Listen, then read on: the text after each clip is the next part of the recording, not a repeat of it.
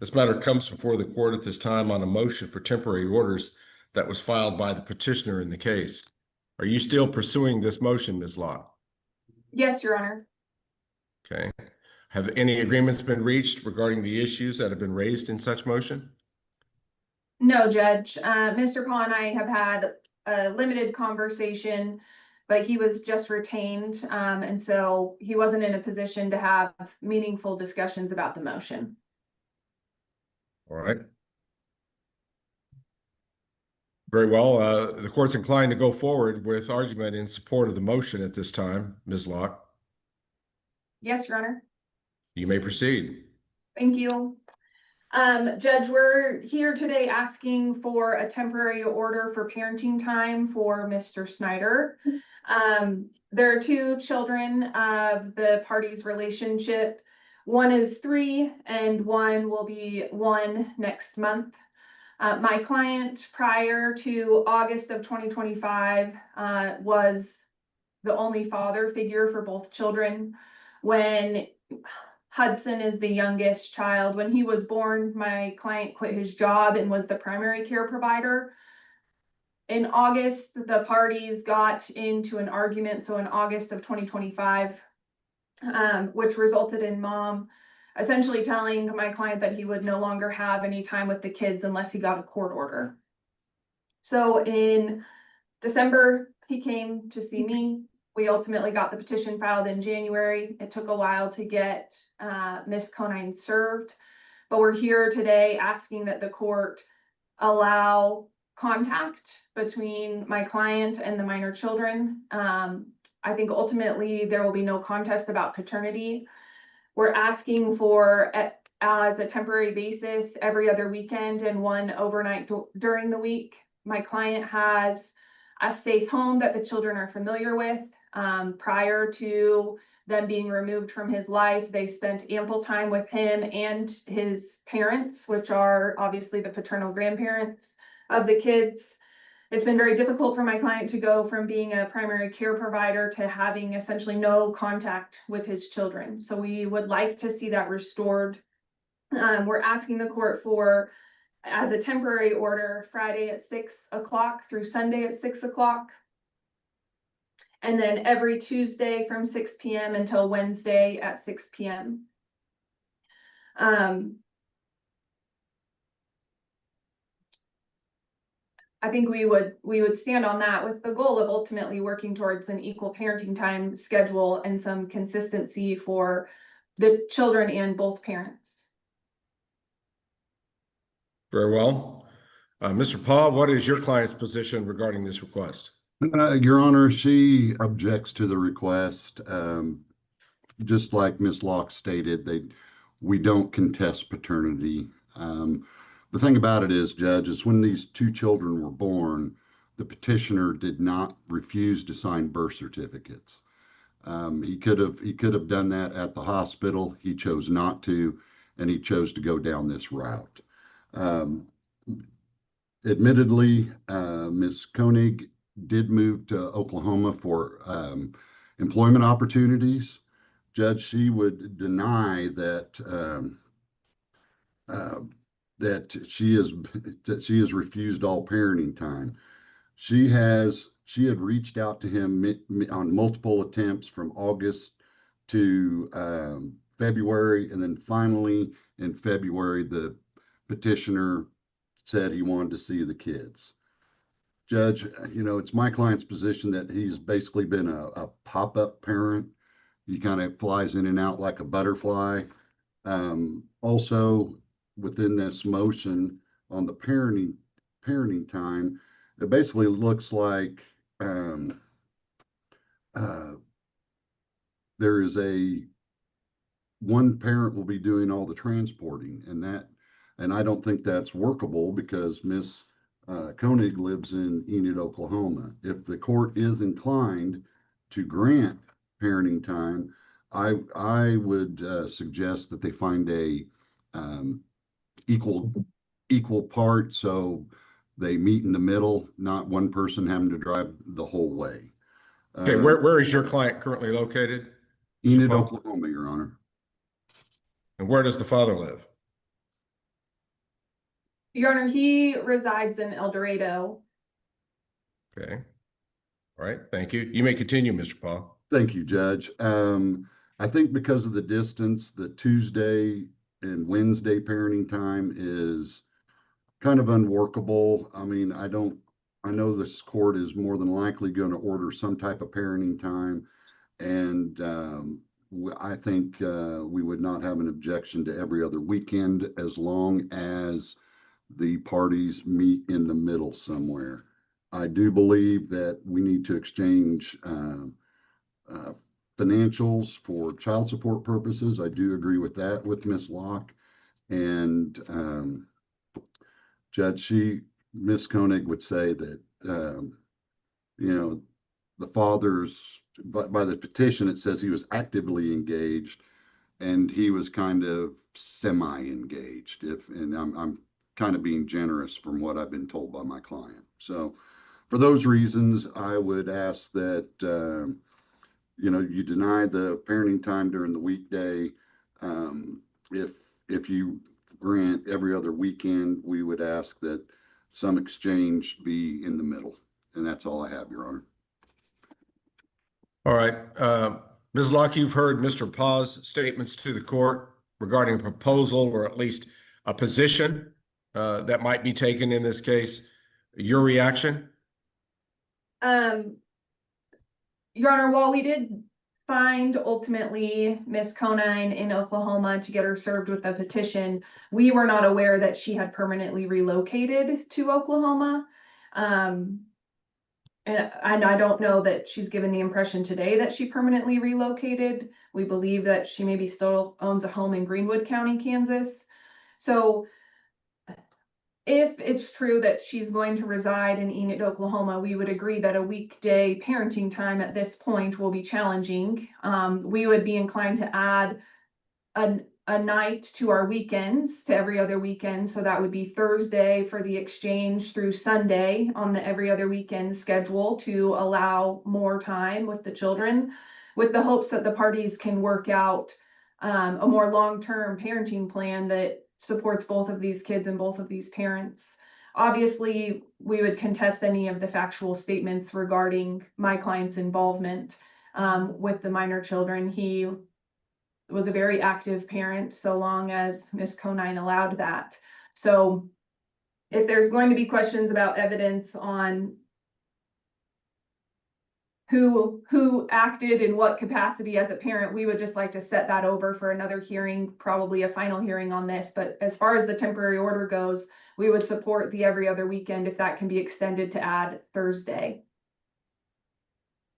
Is your client set up to handle children this small, 2 children, both that probably would need car seats, approved car seats, beds, clothing? He's set up to handle all that? Yes, Judge. And like I said earlier, when the youngest child was born, he was actually the stay-at-home parent for the first 4 months of his life. And so he is capable and ready to handle both kids.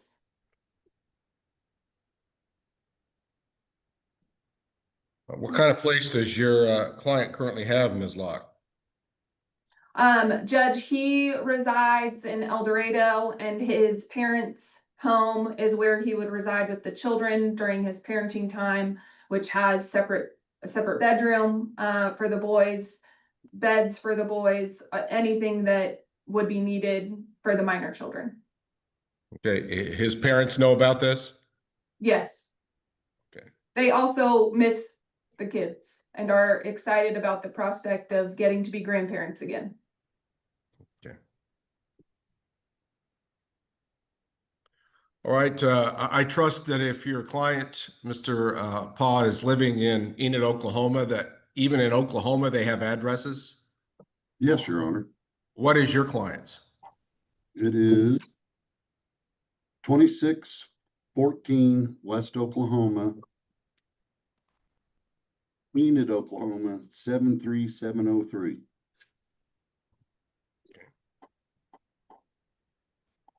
Did you get that down, Ms. Locke? Yes, Your Honor. Did you know of that before? I did not, Judge. I don't understand why a parent would be hiding the residential location of the children from the children's father? She was not hiding anything. No. Well, why didn't she tell him then where she was? I believe she might have, Your Honor. I mean, Ms. Koenig can answer that question. Can I speak? You may. So I have call logs that I can provide from my entire call history from August up until December, or even, you know, proof of my current numbers, call logs. I have text messages where I have text him from August through December, and then asking him to be involved, like, hey, this is not okay, like, you're not being involved. I have attempted to call. I have, like I said, I can provide my Verizon wireless call logs of me calling and it ringing. He didn't have me blocked. I have reached out to him on Facebook on Messenger, which I can provide that also, on a new account that I had to create just to contact him. The only time when I lived in Eureka, which when I lived there, it was 30 miles from where he lived. He never attempted to come see, never attempted to do anything on his part. When we last spoke, he ran my car into a phone pole, or into not to a phone pole, but into the pole. We did get into a disagreement and it was heated.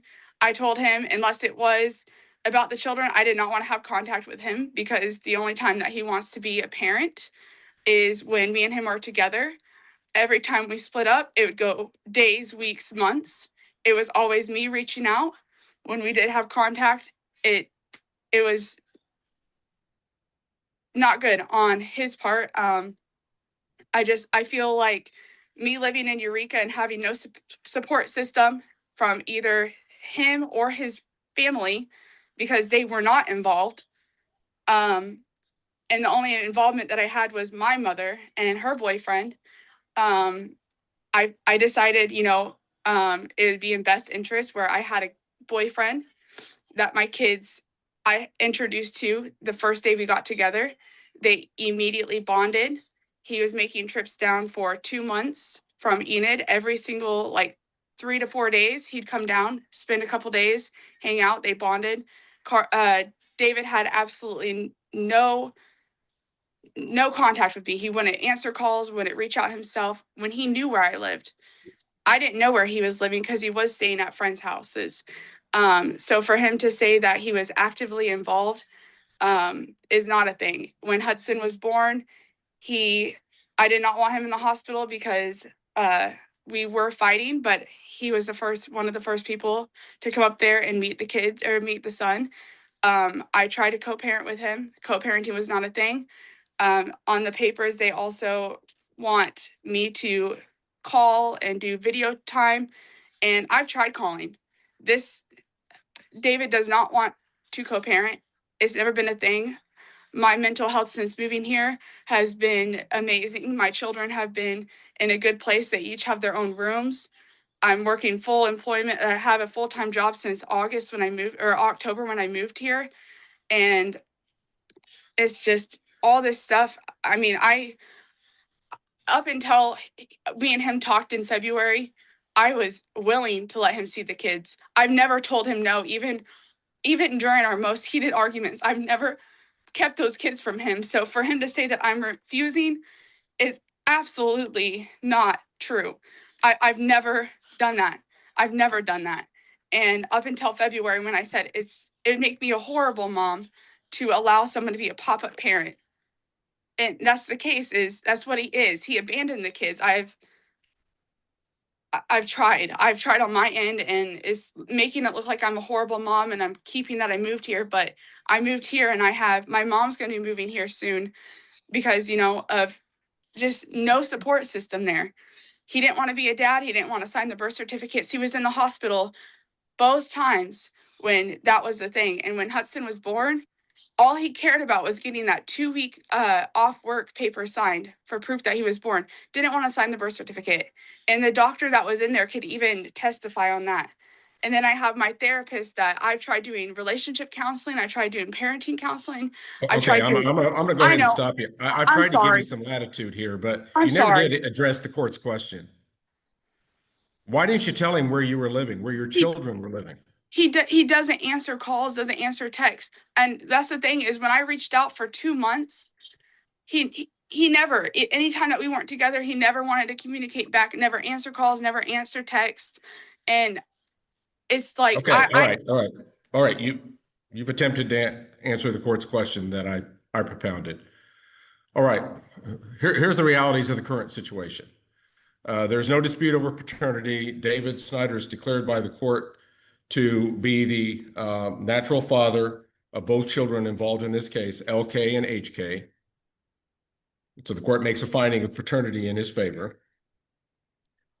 That said, he has a constitutional right to parent these kids, regardless of his activity or inactivity in the past. We go forward from here. The mother is now in Oklahoma. The father is now in Kansas. The court finds it reasonable that the father have every other weekend parenting time with both children. He not only has rights to these children, he has responsibilities, and he needs to share in those responsibilities. And it does appear that the father has a plan where he can adequately parent the children involved in this case for a weekend at a time. We're going to start off with a traditional weekend, Friday at 6 o'clock to Sunday at 6 o'clock, starting with this upcoming weekend. We do need to determine an appropriate midpoint between Enid, Oklahoma and here. If the turnpike is involved, perhaps the Belle Plaine turnpike exit. Are you familiar with that? Yes, Judge. It's a public place. There's always people around. Goods and services are available there if necessary. That would be my suggestion, but if you have a better one, Ms. Locke, I'm listening. We're agreeable to Belle Plaine, Your Honor. Okay, now that's that turnpike exit, the southernmost turnpike rest stop on the Kansas Turnpike. Yes. Okay, that's the location, and I know there's several businesses there, but I'm sure you can find each other. We'll start that at 6 o'clock on Friday, with the parties returning to the same location to exchange the children Sunday at 6. I understand the request for an expanded weekend, but I think that we have to walk before we run. There's been some period of deprivation here. I hope that the mother will do everything in her power to make sure that the children are comfortable with this exchange, to make it easier for them, better for them. You two do need to communicate, however, so we need to determine now how the parents are going to communicate with each other. Ms. Locke, what is your proposal? Judge, our proposal is text message, but we would not be opposed to a parenting application. Well, the allegation from the mother is that your client won't communicate with her by text message. So My client says he has communicated and will communicate. she sends a text this weekend and says, how are the kids doing? He has a duty to respond, in my opinion. Understood. All right, we'll start off with text messaging, because I think that's something that's readily and currently available to both parties.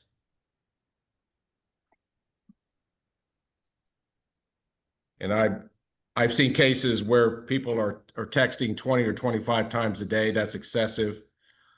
I think a once a day check-in is enough under most circumstances. Obviously, if anything comes up during your parenting time period, father, make sure you let her know what's going on. Can I say something really fast? No, we're not right now. Ms. Locke, I'm going to charge you with the responsibility of drafting a journal entry establishing paternity and setting forth these temporary orders, which the court has issued today.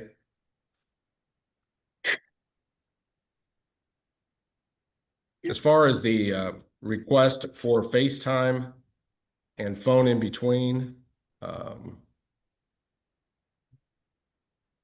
He'd be conversing with a 3-year-old on the phone? Judge, I think the idea is just to be able to see each other in these off weeks so that it is not so long between seeing dad.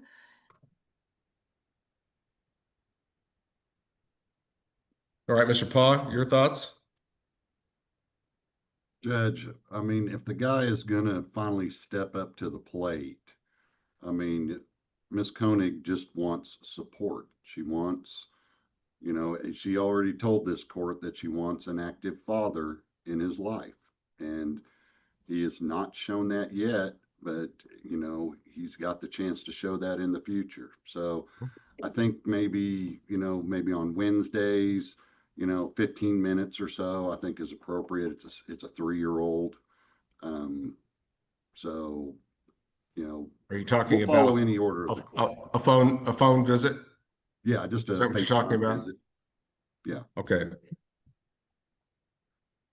Well, to stay somewhat consistent, why don't we make it at 6:00 p.m. each Wednesday?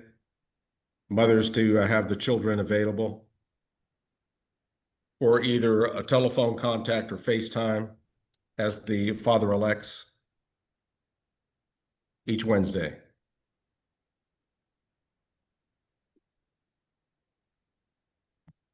Furthermore, there's a duty of support that comes along with being established as a parent under Kansas law. Court will order that the parties exchange information so that a child support order can be entered effective May 1 of 2026. I think the father has already provided much, if not all, of his information in his original filing papers. The mother's going to have to disclose her income so that an appropriate child support worksheet can be done. Again, that order is effective May 1, 2026. I don't want to have this journal entry of paternity held up, Ms. Locke. I hope that you can get with Mr. Paw and get the child support issue and worksheet accomplished as part of this first order. If there's going to be a delay, however, or something that the court has to get involved in, we can do the child support by a separate order later if necessary. But I don't see anything that complicated about this child support computation that should cause that. Any questions about the journal entry, Ms. Locke? No, Your Honor. Okay. Mr. Paw, anything further at this time that the court needs to address? Before we get to the judge's closing remarks, I want to pause and put a question directly to you, because this case genuinely sits in a gray area that reasonable people see very differently. On one side, a mother who says she tried for months to co-parent, reached out repeatedly, got no response, had no support system, and made a decision she believed was best for her children and her mental health. On the other side, a father who says he went from being a primary caregiver, a stay-at-home parent for the first 4 months of his youngest child's life, to having zero contact, with no idea where his kids even lived. Both of these things can feel true simultaneously. Both parents can be telling their version of events in good faith. And yet the children in the middle, a 3-year-old and a 1-year-old, have spent months without consistent access to their father. Drop your honest reaction in the comments. Based on everything you just heard, who do you think created this situation? And do you think the judge got this ruling right? No, Your Honor, thank you. Okay.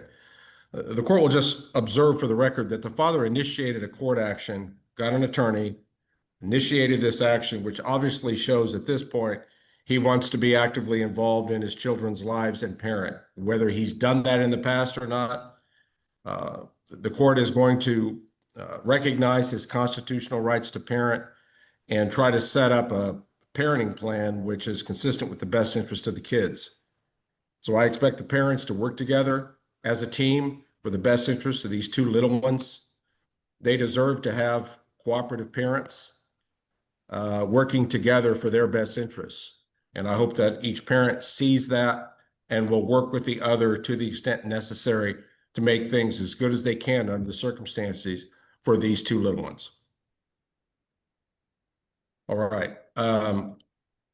As far as where we go from here, Ms. Locke, what is your suggestion?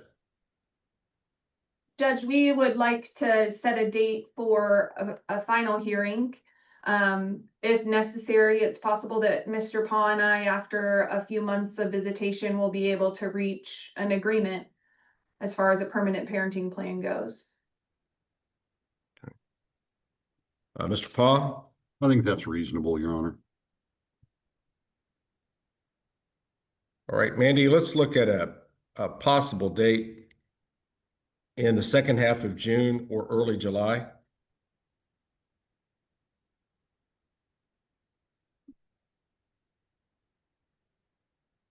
Counsel, this next setting is going to be a 1 hour setting by Zoom. I'm going to be optimistic, and I'm sure that you're going to show up this next court date with some agreed upon parenting plan orders and have everything settled. I like your Or being optimism. eternally Judge. optimistic. All right. Judge, we have July 6th open all day, Okay. that's Monday. So look at your calendars on July 6th, Counsel. And 7th. Either of those days work for me, Your Honor. Me as well. I have a hearing on the 7th at 9. Otherwise, I'm free both days. Okay. I'm going to set this July the 6th at 10 o'clock a.m. It's a 1 hour setting by Zoom. Again, I encourage the parties to work together to try to reach agreements regarding a parenting plan to be implemented from this point forward.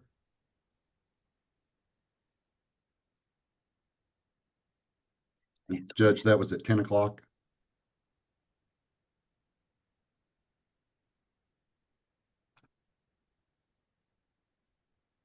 Your Yes. Honor, was that at Yes. 10 o'clock? Okay. Yes, 10 o'clock, July 6th. Okay, yeah, you froze up for a second, Judge.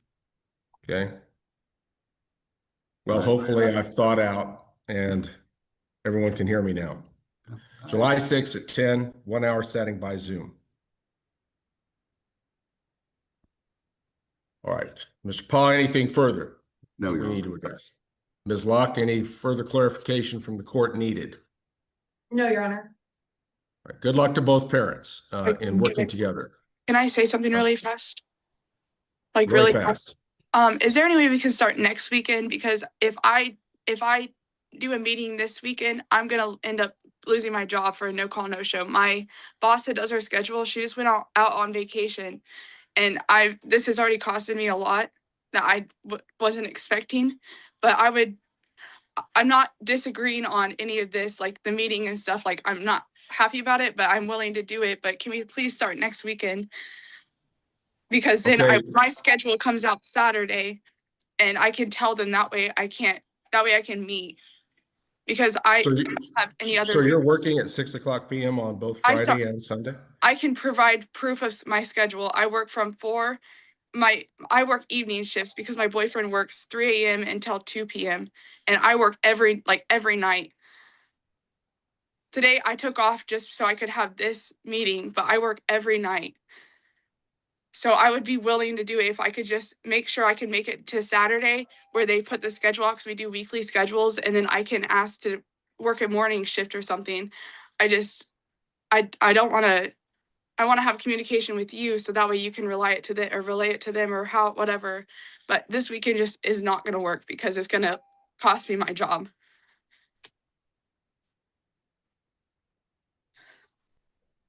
All right, Ms. Locke? Your Honor, we don't object to that. We'd rather she be employed. All right, I think that's a reasonable position, and the court appreciates the father's flexibility. All right, we will start that, not this weekend, but the weekend after. 6 o'clock on Friday.